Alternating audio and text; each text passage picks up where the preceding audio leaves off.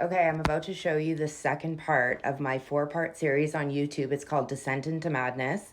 The first part is already out. It dropped at midnight. You guys can go and watch it.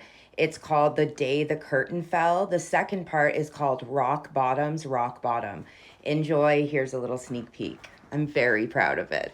Tales from the Trap presents a 4-part series, Descent into Madness. Here's a sneak peek of the second part that drops tonight at midnight. Talk to me. He cut us off.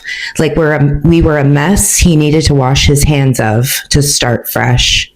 Because it was a big giant hole that had opened up because the cocaine was just sitting in my fucking arm. It wasn't going into a vein. Like it just stopped working. I don't want to be graphic, but it stopped working. Okay. And she was like, just switch to crack. What are you doing? And that's what I did.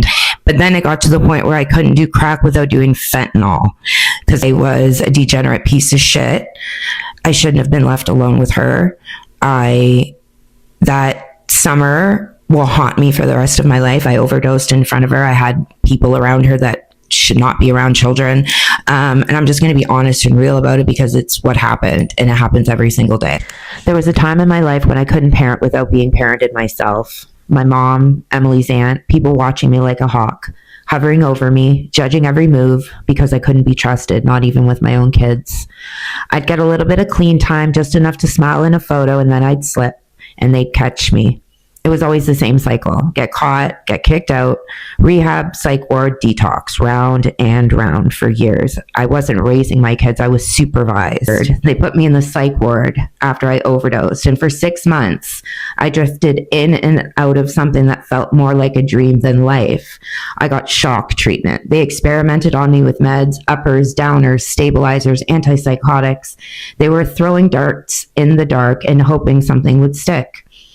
I hallucinated constantly. I saw things that weren't there, heard voices that weren't mine, and the nurses, they didn't stop me. They just watched. So I woke up the next morning with my dad and my aunt in my room saying, pack your shit, you're going back to your trap house. And I was like, cool. My dad looked at me on the way there and he goes, you're burning your life to the ground. And then one day she called. She said she was coming over. She said she had something.